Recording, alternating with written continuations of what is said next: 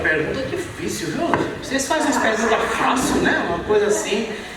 Mas, nesse sentido, eu preciso dizer duas coisas que eu acho que são interessantes. A gente resgatar dos princípios bíblicos para poder conversar sobre isso. A primeira das coisas é usar uma palavra que está em voga. Aliás, é uma palavra que tem palavras que entram na moda de vez em quando, né? E uma das palavras que entrou na moda em nossos dias foi a tal da perspectiva. Você deve dizer essa palavra, deve ter ouvido essa palavra. E perspectiva é uma palavra que a gente resgatou da física.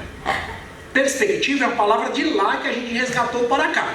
Então, o que é perspectiva? Perspectiva é o ângulo em que eu olho alguma coisa. Então, se eu olho essa mesa de cima para baixo, eu terei uma visão. Se eu olho essa mesa do lado para lá, eu terei outra visão. Se eu olho de baixo para cima, a minha visão será outra. Então, dependendo da minha perspectiva, do meu ângulo de visão, eu posso dizer uma coisa ou outra. Trazendo isso para a ideia bíblica da volta de Cristo, eu tenho que perceber o seguinte: nós temos uma mania, e uma péssima mania, de olhar a vida de Cristo sob uma perspectiva específica e não geral. Se nós olharmos uma perspectiva específica, nós teremos que dizer que Jesus virá amanhã. E por que eu digo isso? Dá alguns dados. Se você olhar, por exemplo, o número de guerras que existe hoje no mundo, guerras regionais, você tem mais de 200 guerras acontecendo simultaneamente no mundo em países diferentes.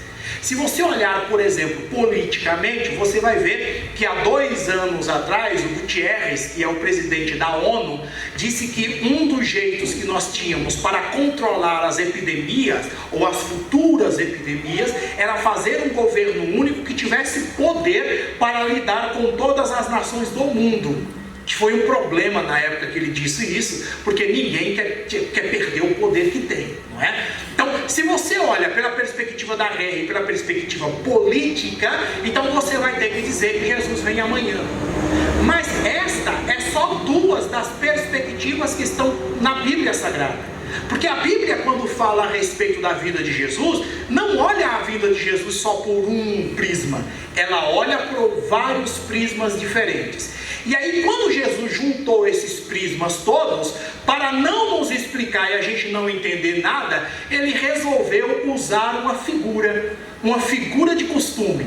Qual foi a figura de costume que Jesus usou? Jesus disse: quando virdes essas coisas acontecerem, sabei que é o princípio das dores. Isso está em Mateus capítulo de número 24.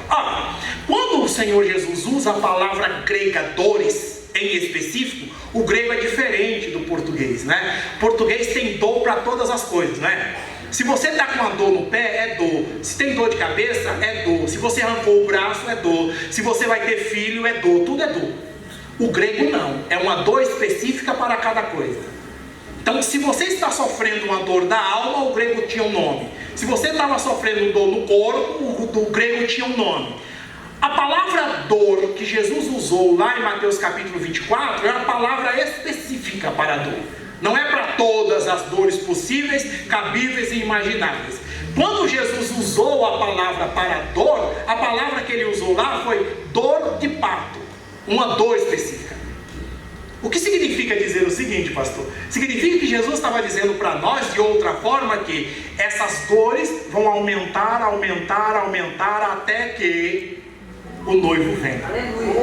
Percebe? Então, se nós vermos uma guerra hoje, a dor está aumentando. Se nós vermos a manifestação política, a dor está aumentando. E toda a mulher que já teve filho de forma normal sabe, é que a dor do parto tem 2 características que são especiais. Ela aumenta quanto mais rápido, quanto mais está chegando o tempo de ter um menino, não é? E ela aumenta de frequência e aumenta o tempo também que ela vai ficando mais forte. Isso significa dizer o seguinte: o Senhor Jesus estava nos dizendo assim: quando vocês virem essas coisas acontecerem, fiquem de olho, porque a dor vai aumentar e as coisas também vão aumentar. Isso são princípios de dores, são anúncios de que o Senhor está voltando para vir buscar a sua igreja. Aí você diz assim, pastor, então quer dizer o seguinte: se é dor de parto, então Deus tem uma hora específica para fazer. Como eu não sei, posso fazer o que quiser nesse meio tempo, não é? Não.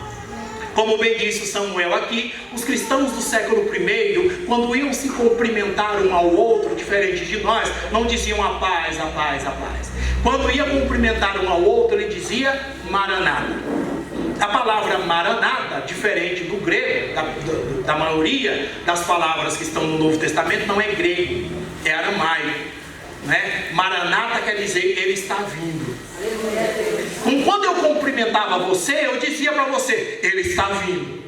Por quê? Porque o Evangelho de Cristo, a partir do Novo Testamento, nos proíbe de entender que a vinda de Jesus acontecerá outro dia que não hoje. Então as dores de parto vão aumentar com o passar do tempo, mas eu, como cristão, tenho que entender que Ele pode vir hoje para me buscar. Então eu não tenho